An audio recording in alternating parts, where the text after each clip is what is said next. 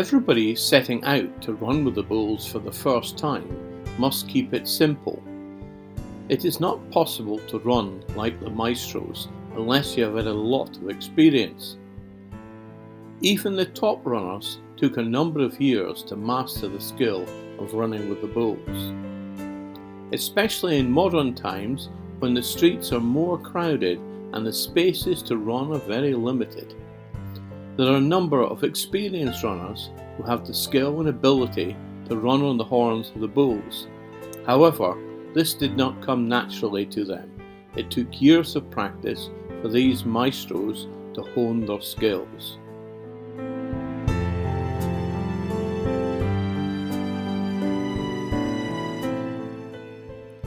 So it is important for first-timers to limit their horizons, as running with the bulls is a dangerous activity and one wrong move can be very costly.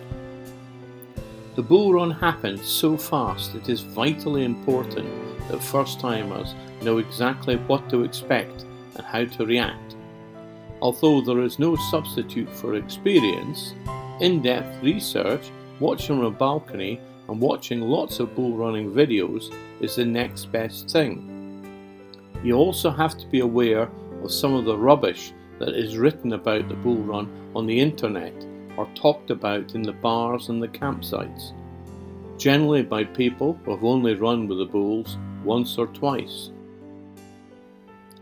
Another guy this year published a top tips to the Fiesta guide and told people to wait until the bulls ran past you and then start running. This is just bollocks. There is an old saying in bull running circles along the lines, once the bulls pass you, they are gone, and it's too late to run. Only take advice from people that have been running for many years and people who know what they are talking about, not some total tosser like the top tips guys who had only run twice. We've spent 20 years, 30 years building a reputation here, and we don't want it ruined by a few people who don't respect the traditions. Please, if you come, that's my feeling anyway. And the only American to die in the Encierro was a boy named Matthew Tassio, who came here basically one night, went out and got drunk and had a great time, was up most of the night and said, I'm going to run with the bulls. Didn't know anything about it. And he fell down, and he didn't know to stay down, and he lifted himself up, and there was a bull right behind him at a full gallop, and just whacked him with a horn. And kept going. The bull just kept going. He was dead. The bull wanted to push him out of the way. Into him, basically, almost, taking out his abdomen. And a fatal mistake. And today I'm on the course, and I hear somebody there talking, and I'm trying to, you try to help people, but I'm also very nervous. And the kid says, well, I think the bulls come from that way, but if they come from this way, we're right in the middle, so it's okay. Somebody asked me that today, this morning also. Which way do they go? I can't believe that people actually ask. I mean, I think, are you kidding me? Oh my God! And that's yeah. Holy, I'm sure. It's unbelievable. To be able to go out there and say, after all these years, do I have the balls to stand out here and wait for what's coming down that street? 6 fighting bulls are coming down the street. Really, once you hear the rocket go and you can hear the bulls and this clatter, it sounds like a hammer on an anvil of their hooves and the and the bells of the steers. And I see the flash bulbs popping up there. That's how I can follow them. And the herdsmen behind with their sticks above. Yeah, I know the bulls are in front of them, and the intensity of people running. Then you're no longer afraid. Then you're thinking and reacting and hoping you can reach that moment of exhilaration. Where you see there's a horn and you hear it. Wow. But people ask me, why do you do that? And I say, the question is, how could you not do it? And the excitement and the thrill and the challenge of that. And then once you begin to do it and learn about it, you can't let it go. I mean, I'm going to be 65 years old. I'm entirely too old for this, but fortunately in Spain, there's no mandatory retirement age for mature bull runners. So I can continue as long as I First-timers have to think carefully about running with the bulls and must do their research long before the fiesta. One of the first decisions might be where exactly on the course they intend to run. Nobody runs the whole course. The bulls complete the 875 metre course in a little over 2 minutes, and the runners aim to run with the bulls for a matter of 10 to 20 metres. However, most runners will start running ahead of the bulls and will run for about 100 metres in total. In deciding where to run with the bulls, it is important to understand the difficulty of running in certain sections of the course. For example, there are 3 places that are definitely not the sections for first-time runners to choose.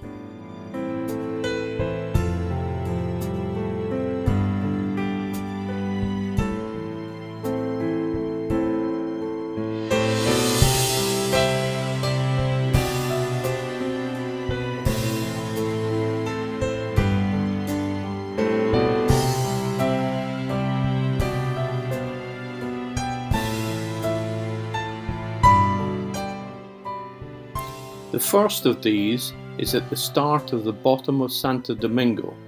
It is here that the runners start by running down towards the bulls and then swivel, turn and run back up the hill away from the bulls. In this stage of the run, the bulls are very fresh and are fast as hell. You have no time to react to anything and just have to have everything pre-planned. There are also no escape points and high walls on each side of a street that is very narrow.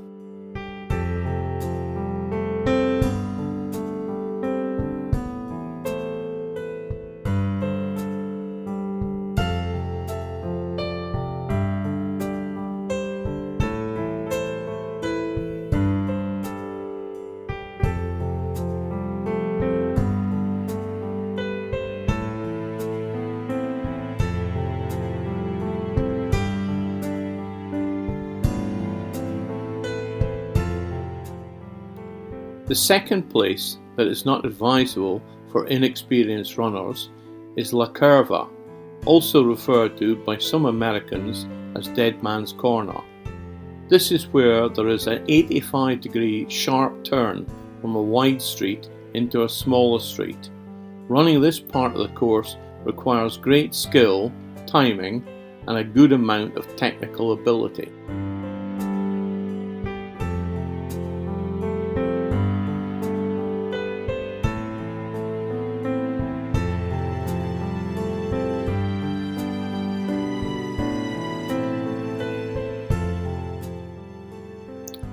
Even many experienced runners would not try running this part of the course.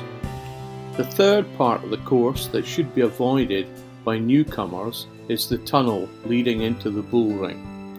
This is the narrowest part of the course, and if you get caught by the bull in the tunnel, it can result in serious injury. It is also the case that a pile-up happens here occasionally and can be very dangerous indeed.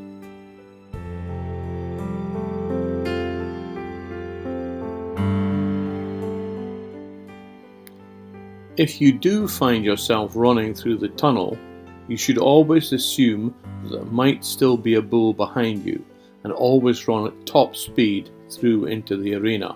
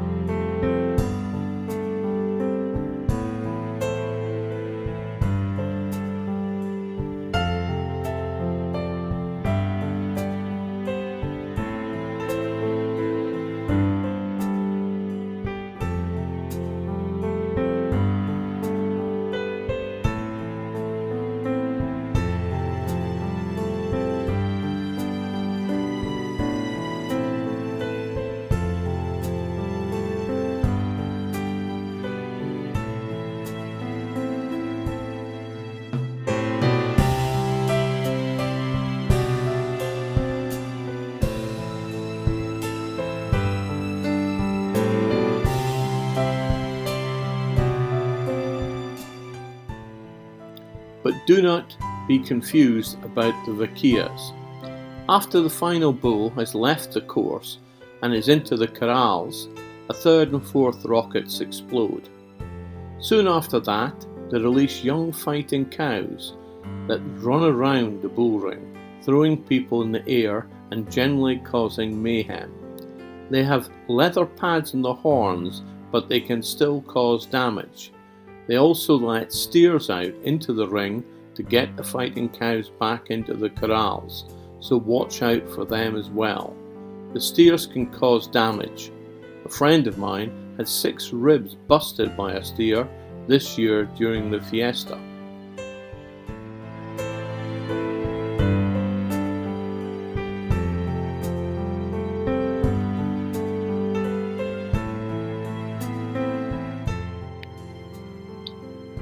So watch out for the steers as well. They are very big and can cause damage. Some people in the bull ring, when the vaquillas are about to come out, form a wedge just by the corrals, so the fighting cows have to jump over them or plough straight through the people. It is fun to try this occasionally.